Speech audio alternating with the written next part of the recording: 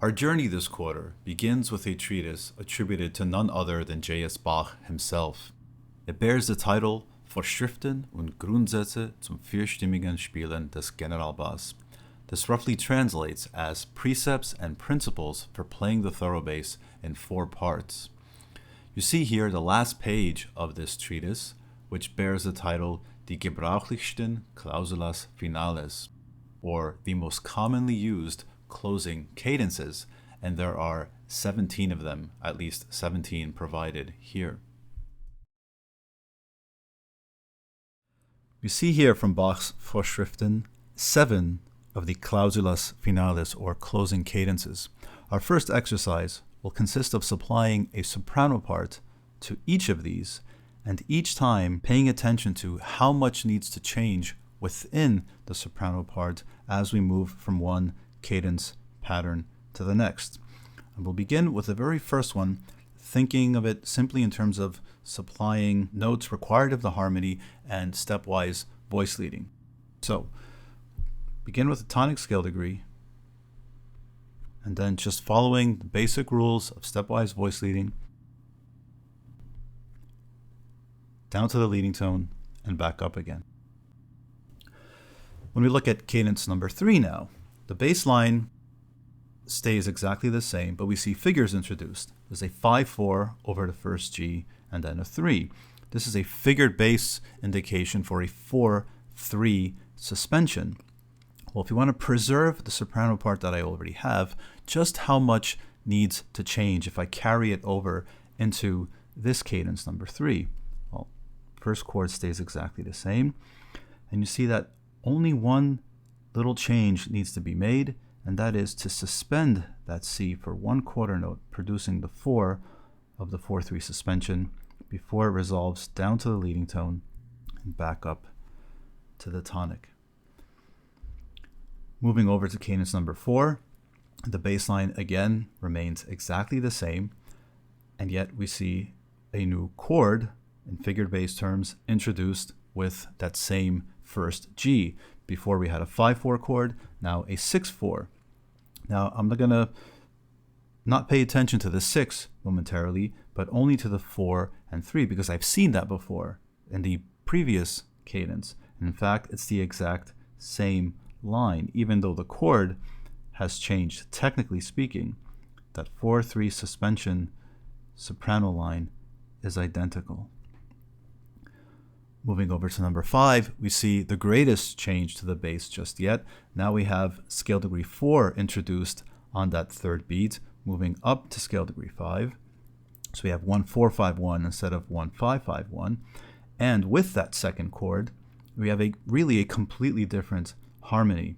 A 6-5 chord over scale degree 4, or a 2-6-5 in Roman numeral terms. But even though we have this change in harmony, if we take this principle of trying to retain parts across patterns, we'd see that, in fact, nothing needs to change from the previous cadence patterns, because what was formerly a 4-3 suspension, the suspended C in that soprano part, is now the 5th of this new 6-5 chord, C over F. And in fact, it still functions as a dissonance when we think about the location of that C and its function within that chord. It's the 7th of that 2-6-5 chord, which is a dissonance that must resolve down. So it's even treated in the same way, functionally speaking, to the extent that it must resolve down in the same way as the previous suspension. Moving on to number 6, we see the same bass pattern as number 5, except now with a chromatic accidental. We have an F sharp, a sharp on the previous scale degree 4. The figure that Bach gives for this one is a 5 flat. That is a shorthand for a 6-5 chord that contains a tritone. So what was formerly a perfect 5th in number 5 between F and C now becomes a diminished 5th, F sharp C. Otherwise, the chord remains the same, something of a chromatically altered predominant. And once again, we see that that soprano part doesn't need to change at all. C is now still a dissonant suspension, but over F sharp, diminished fifth, before resolving down to the leading tone. So even though we have, in principle, 5 different cadential formulas here, for 4 of them, the soprano part is identical, and looking at it more broadly, the soprano part is essentially the same throughout all of these. It's simply that numbers 3, 4, 5, and 6 are a syncopated version of what we see in number 1. I'll play for you now examples 1 through 6.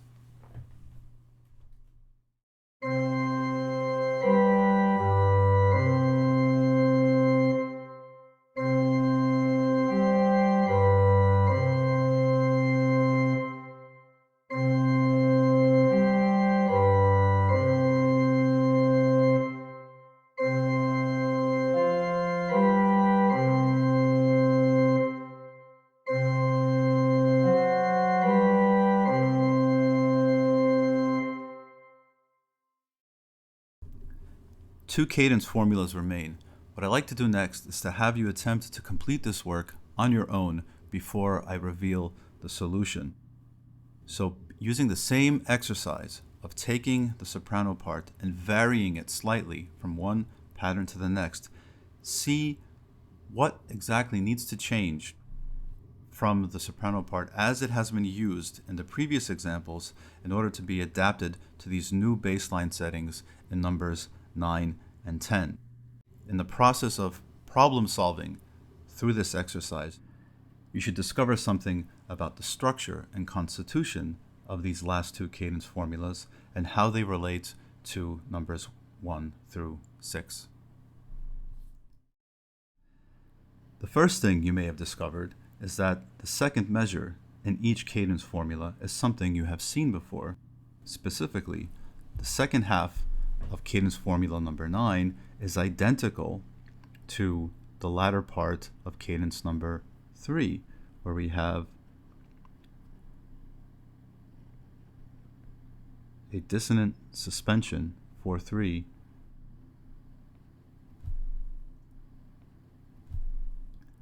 and the same applies for the second half of number 10, which is identical to the last part of number 4 with exact same line.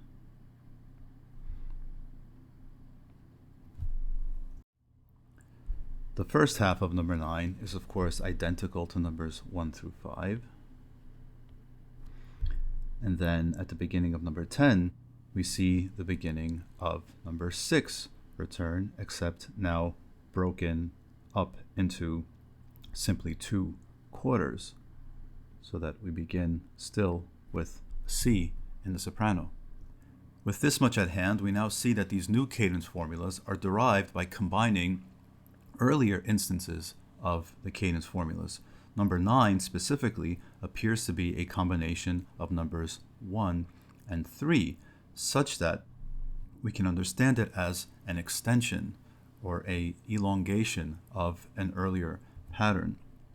If we just proceed step by step with number 9, it appears to move as number 1 would, resolving down to the leading tone, except now there's a chord change over that first G, resolving up to a 6/4, and it is that fourth from the 6/4 that is held over as a dissonant suspension on the strong beat of the next bar. And as we saw with numbers 3 through 6, to complete number 10, we simply copy over the exact same line from number 9 into number 10. Even though there has been a change of bass with that F sharp, the remainder remains exactly the same. Here's what numbers 9 and 10 sound like.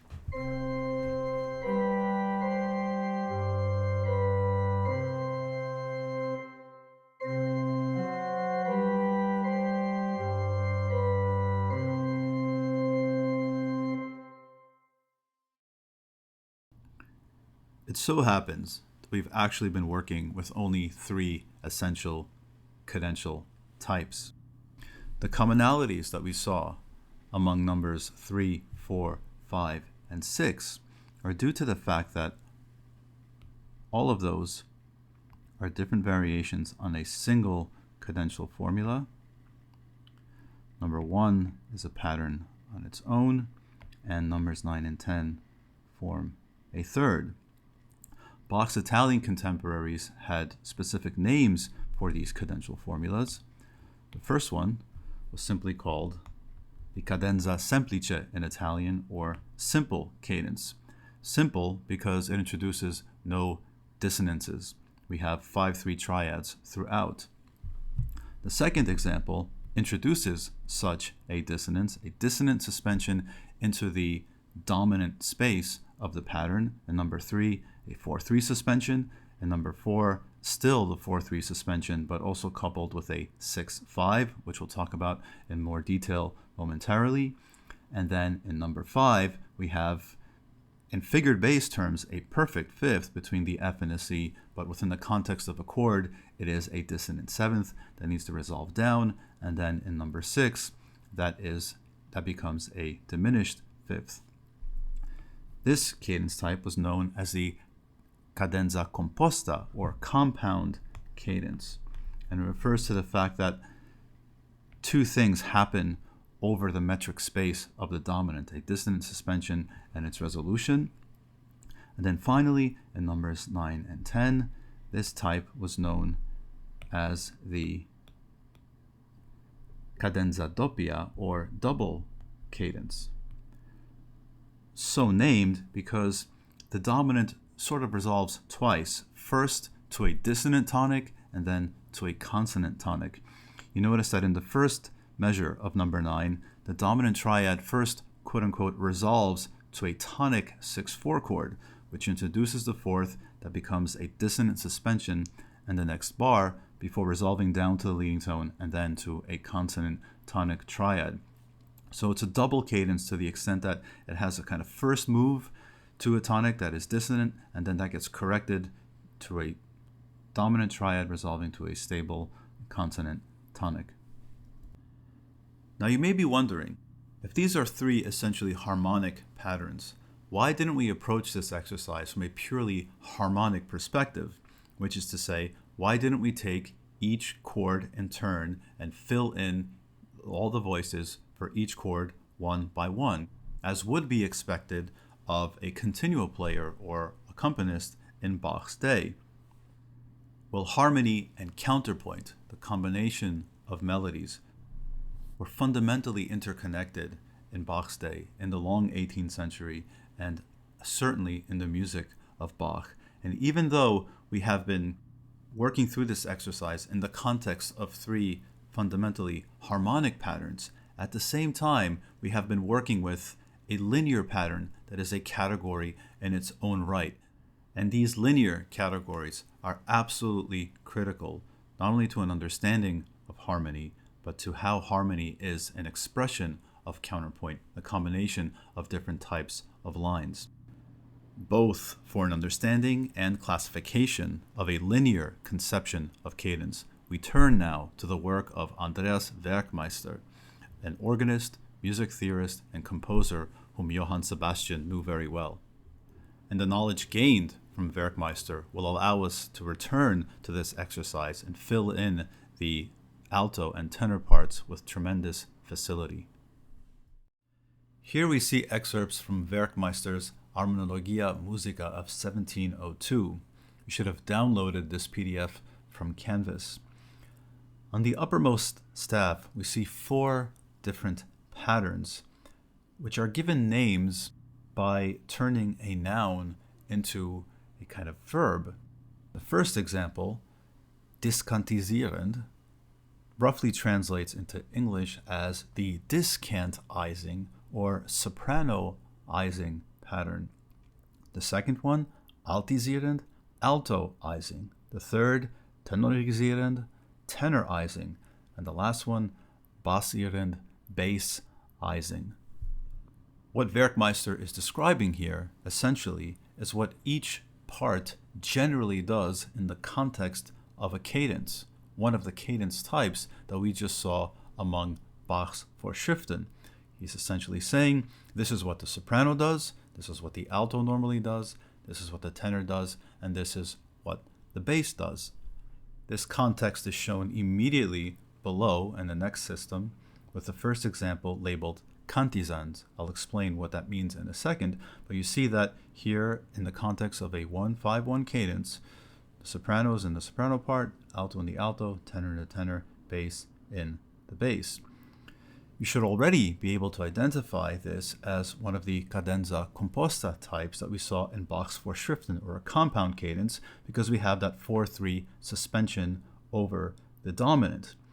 Now, Werkmeister labels this Cadences because he's showing how from the 4 different patterns that he gave you above, the melodic patterns, the soprano is now in the soprano part. Now, by specifying a name for each of these melodic types, he's not saying that they always will appear in the soprano. He's not saying that a discantizing or a sopranoizing melody will always appear in the soprano, but rather they can interchange. And this becomes immediately apparent when we move on to the second and third examples, which he labels altisans and tenorisans. Here we see, in the second example, the alto pattern is in the soprano, the tenor pattern is in the alto, the soprano pattern is in the tenor, and the bass remains. And the last example, the tenor is now in the uppermost part, or in the soprano moves into the alto, and the alto moves into the tenor.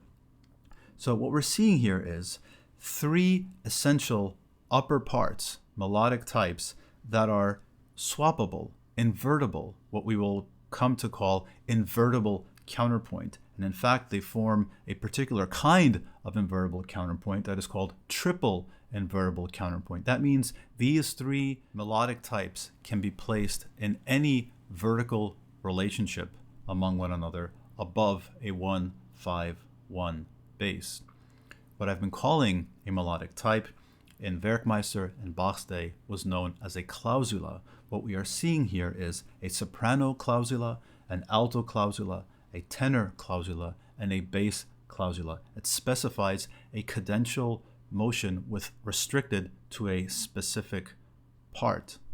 And just as there are different variations of the harmonic cadence types, the simple, compound, and double cadences, so there exist different variations of these clausulae in plural.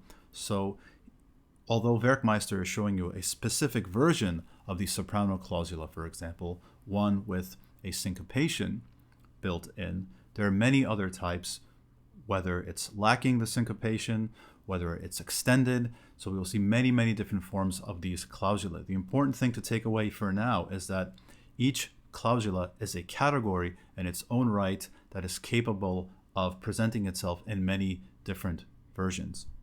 That said, these clausulae will share essential features in common because they are, after all, scale degree progressions.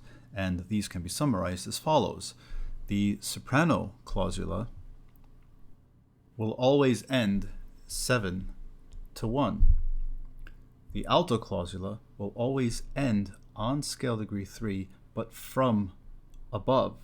Now this may vary. It may be directly from scale degree 5, as seen here. It may be from scale degree 4. It may be 5 followed by 4 before moving on to 3. But the essential idea is a resolution onto scale degree 3 from above. The tenor cadence is primarily defined by a 2-1 motion, re to do, but there's one important exception with the tenor clausula, and that is that it is bidirectional. It may go 3-1 or 1-2-3. We'll revisit this idea as we work on these further, and the bass is 1-5-1, ending 5-1.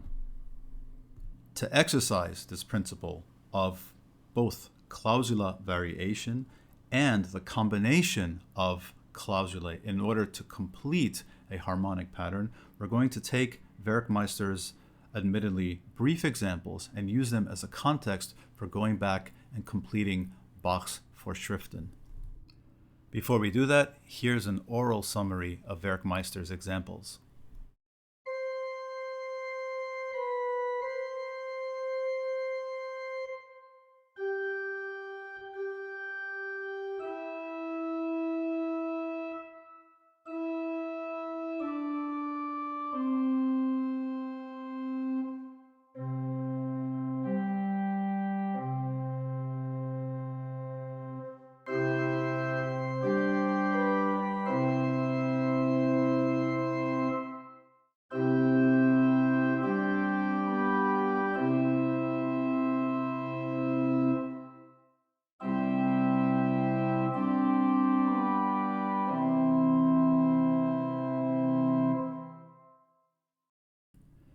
If you took a moment to compare Bach's examples from the Vorschriften with Werkmeister's, you would find a direct parallel between one of Werkmeister's fully voiced realizations and one of the formal cadences in the Bach. That happens to be number 3 in Bach's Vorschriften, where we have the soprano clausula in the soprano part. Werkmeister has this in his Cadences example, and in order to complete the Bach, all we need to do here is to simply copy and paste Werkmeister's earlier solution.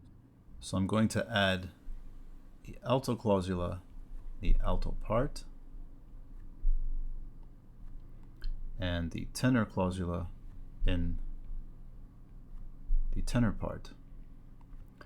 And I should note here that we will be doing all of these in what's known as keyboard texture realization or thorough bass texture realization, where we restrict the upper parts within the range of an octave so that they can fit comfortably in the right hand. As we proceed with the other examples, we won't be switching any parts just yet. We won't swap the upper clausulae. We'll save that for later. Right now, we will keep each clausula within its respective part, and the challenge or the exercise here will be to see what changes need to be made as we carry over each clausula from one cadence pattern to the next. So let's move on to number 4, which is a variant of the composta or compound cadence, and see exactly what needs to change in order to adapt the clausulae to the different harmonic situation, which is that we have a 6/4 chord on beat 3. Well, the alto clausula doesn't need to change at all.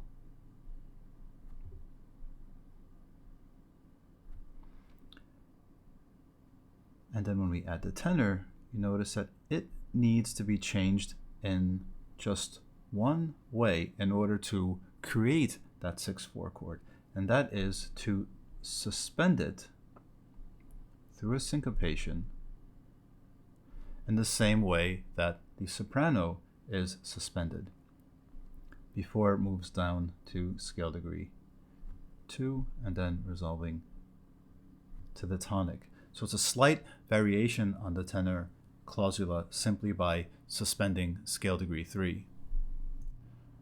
The first simple cadence is also realized very easily because the one change there has already been implemented in the soprano clausula. It is a version without syncopation. The alto otherwise is identical, as is the tenor. Now, how about number 5? If you remember, that was the cadence variant that introduced a completely different chord on beat number 3 with that 6/5 chord on F. And in our earlier setting of just the soprano clausula, we noticed that it didn't need to change at all compared with examples 3 and 4. If we consider what notes need to be realized from the harmony and the given clausulae that we have, the soprano, alto, and tenor, we need to see, again, which ones need to be adapted so that it fits the harmony. Well, let's take the straightforward setting of the tenor clausula as Werkmeister gave it, where we had mi, re, do in half notes. We know that a D will belong to that 6/5 chord on F as well as the dominant on G, and therefore the tenor clausula need not change at all. It remains invariant. Approaching the alto clausula will present a new challenge, however, because that 6/5 chord will require an A, scale degree 6, which we have yet to see in the context of an alto clausula. So let's see if we can just fill in the parts that are already present in the basic form of that clausula. So we will still have that G at the very beginning. It is still going to end on an E. And we know that minimally there must be a G there. And through this mapping of the new context to the predetermined standard form of the clausula, most of the solution is there. Now, through a process of elimination and again applying the general principle of stepwise voice leading, we see that this alto clausula is varied by a stepwise ascent up to A before it comes down to G. So we arrive at a variant of this alto clausula that goes sol, la, sol, mi. And with that, our work for number 6 is also finished, because if you remember, it differs from number 5 only in the bass with the addition of that F sharp. So our alto will once again be sol, la, sol, mi, and the tenor mi, re, do. Let's finish by moving on to the 2 examples for the doppia cadence. Here, once again, the issue of adapting the clausulae will be one of extension in the same way that the soprano clausula was extended in order to accommodate for the extension in the bass. And if you remember, when we first went through these number 9 and 10, we noticed that the second half of each is something we had seen before, and that applies still. So if I look to complete the alto in number 9, it will complete in this way, which would align with the compound cadence, and then the tenor, re, to do.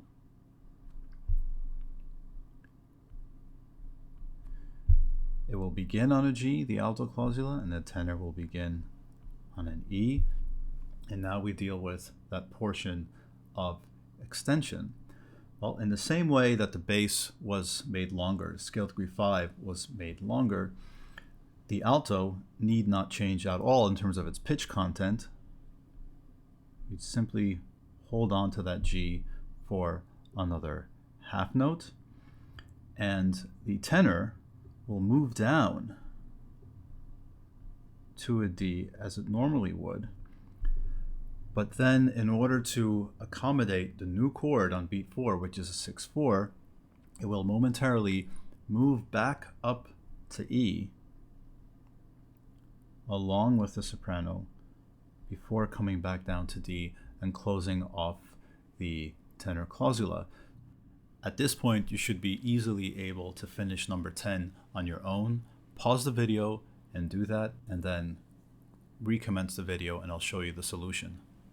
So as with number 9, number 10 finishes with something we've seen before, namely the compound cadence variant in number 4. So the alto simply goes sol to mi and finishes with that adapted form of the tenor clausula mi, re, do, because of the 6/4 chord that is introduced with that variant. Beats 3 and 4 of number 10 will be identical to beats 3 and 4 of number 9. We begin the alto and tenor clausulae on their respective notes, And once again, the issue here becomes adapting the clausulae to the new harmonic context of that 6-5 chord on F sharp. Remember, 5 flat means 6-5 with a tritone. In the same way that G had to move up to A in number 5, that also applies here. And the tenor clausula moves down to D earlier in order to accommodate that new chord. I'll play for you now all 7 of these closing formulas, but I don't want you to just listen. This time, as each pattern is being played, I want you to choose a clausula in one of the upper parts and sing along, and change each time you go through, or go back and play the video so that, let's say, for example, for the first pass, you sing only the tenor, and the second pass, sing only the alto, and for the final pass, sing only the soprano. And the trick here isn't simply to sing the clausula as written, but you can sing it in any register so long as it's over the bass. This is the first kind of practical realization of the fact that these upper clausulae are invertible. They can be presented in any vertical relationship to one another. So you can imagine yourself within a choir, and the organ will be playing the continuo part.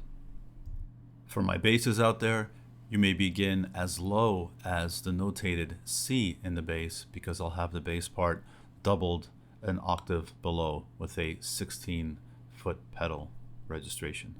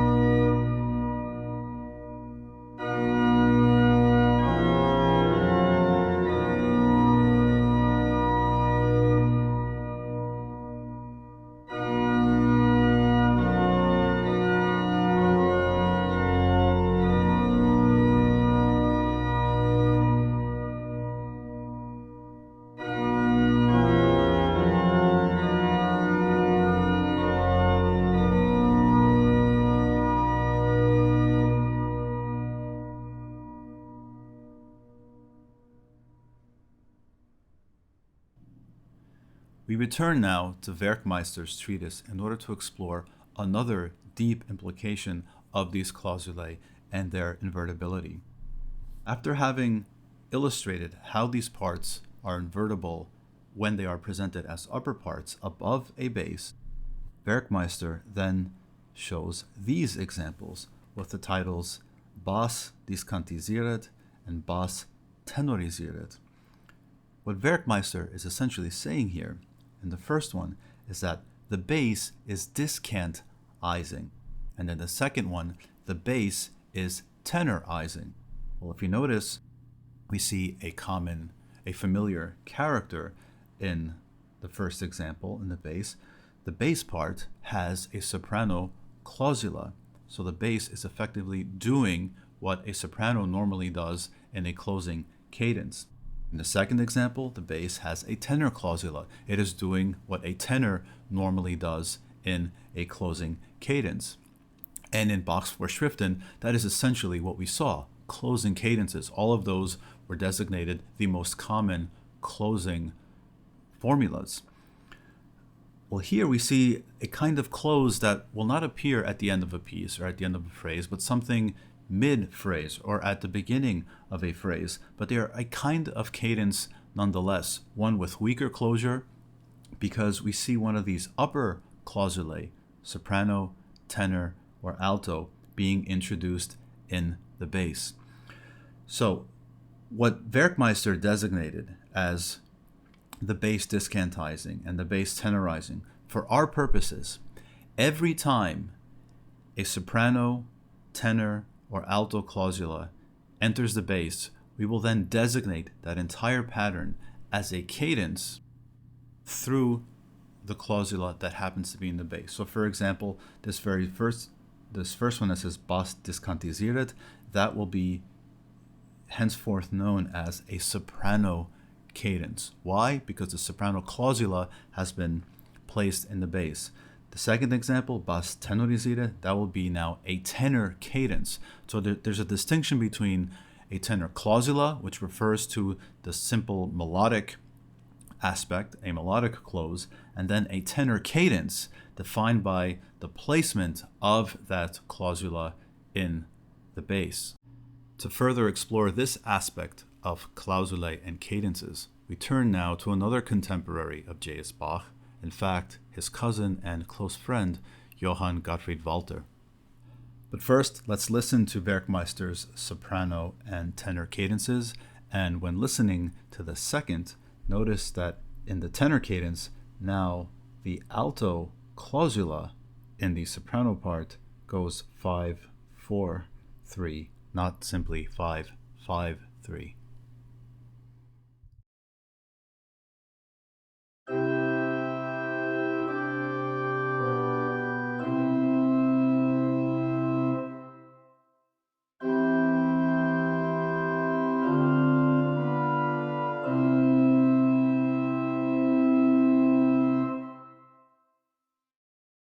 In 1708, Walther wrote a treatise titled Praecepta der musikalischen Komposition, unpublished. It translates as Precepts of Musical Composition. In this treatise, Walther gives his own exposition of the clausulae and cadences, often with different names. These cadences often went by different names depending on which author you may read. And you see here a first category that Walther gives, titled Clausula formalis perfectissima. This translates as formal perfect close. And by formal and perfect, Walther essentially means these are the strongest cadences by which we close a phrase or a piece. And if we look in more detail, we see familiar characters once again. The first example on page 296 is a variant of the composta cadence, as the Italians would call it, because we see this 4-3 suspension. The next example is yet another variant of that composta cadence. Moving on to page 309, we see a variant of the doppia or double cadence, 7-1-1, 7-1, and so on and so forth. And we see a number of variations here that we could explore in more detail. For example, the example on 309 there, you notice the soprano clausula here begins from scale degree 6. It's something we haven't seen before, so it's a kind of longer extended version of that. The bass in this case goes 4, 5, 5, 1, which is different from the Bach Vorschriften. The next one from page 310 begins on the tonic before going 7, 1, 1, 7, 1. Now that extended soprano clausula we did see in the Bach Vorschriften, but primarily over a 1, 5, 5, 1 bass. Here it's presented over the 4, 5, 5, 1 bass. So you see the idea here. We're seeing more and more variations on a theme, as it were, understanding these categories as a kind of theme, having many different variations. The inverted forms of these cadences are themselves a kind of variation. Notice the next category that Walther introduces is the clausula cantisans, which translates as soprano close, or using our terminology, a soprano cadence. And if you see the first example from page 298, that common soprano clausula for a doppia cadence now appears in the bass, 7, 1, 1, 7, 1. The next one from page 309 contains that even longer doppia version of the soprano clausula that begins with scale degree 6, 6, 7, 1, 1, 7, 1. And this is the one that we saw actually in the soprano part with the third example under the clausula formalis perfectissima category. And if you notice, the tenor in this example goes fa, mi, re, do. And below, in the cantizans category, that fa, mi, re, do has now been placed in the soprano, once again illustrating this principle of invertible counterpoint among the clausulae. Now, I've omitted some voices from Walter's original because he had presented this in chorale style with some variations. I omitted these voices in order to adapt ourselves the voices from his formal closed version to the soprano version to illustrate this idea of invertible counterpoint. So I'm going to take the current alto part from the formal version, which goes la, sol, fa, mi, and repurpose it as a tenor in the soprano cadence variant below.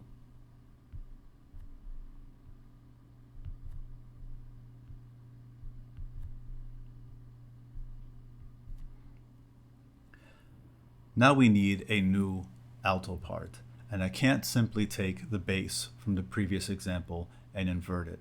Unlike the soprano, alto, and tenor clausulae, the bass is not invertible in the same way because it is primarily providing a harmonic foundation. It tends to leap as basses are normally do. So the way that composers solve this problem of the fourth voice, sometimes there are some commonalities to the way that they do this, to the extent that we could even come up with a separate typology for this. For example, very often it will simply be a repeated scale degree 5, so it's something of a reciting tone type of clausula. And then in other cases, you will see ad hoc solutions. And in this case, we will produce such an ad hoc solution that derives primarily from filling out the remaining notes of the chord. So in this case, C going up to D and back down to C again. So do, re, do, sol. So I'll play for you now the two different versions of this cadence so that you can hear the invertible counterpoint and the variation, which is quite palpable to the ear. So first, the formal perfect close version.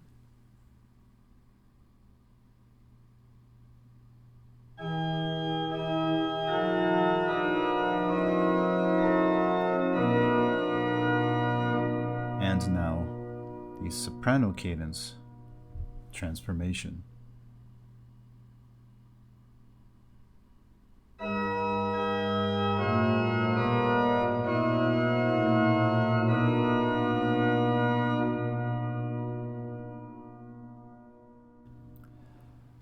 Moving on to the next category, the clausula tenorizans, which translates as tenor cadence. For the first example, you see that Walter has derived a tenor cadence from a compound cadence or composta cadence. You see the soprano clausula with what was a 4/3 suspension in the soprano part. The tenor has been, of course, placed in the bass, and the alto remains in the alto. And the suspension has now become a 7/6 suspension, which was formerly a 4/3 in the formal close version, or in the composta version. And going back to this idea that the fourth part will often be an ad hoc solution, here you see Walter has simply filled in the harmony with a 1 to 4 to 5 progression, which is, again, an ad hoc solution to the problem. The origin of the next example is slightly concealed because there has been a change of key. We are in G major, but this is essentially a transformation of the second soprano cadence that we saw here, which went fa, mi, re, do in the soprano part and la, ti, do in the bass. Those outer voices have been swapped here to produce a tenor cadence, and the fa, mi, re, do is now in the bass, and the la, ti, do has been placed in the soprano, and the alto, which went la, sol, fa, mi, is now still in the alto, and the new tenor is an ad hoc filling in of the harmony. Here now is what these two tenor cadence variants sound like.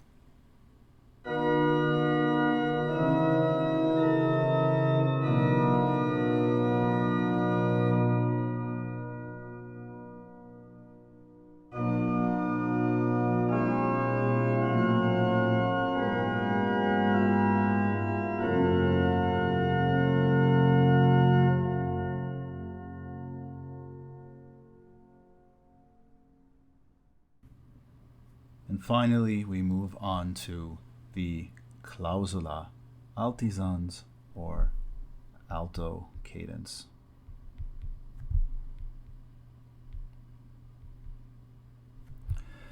The alto cadence has another special property, which is immediately seen with Walter's first example here from page 297.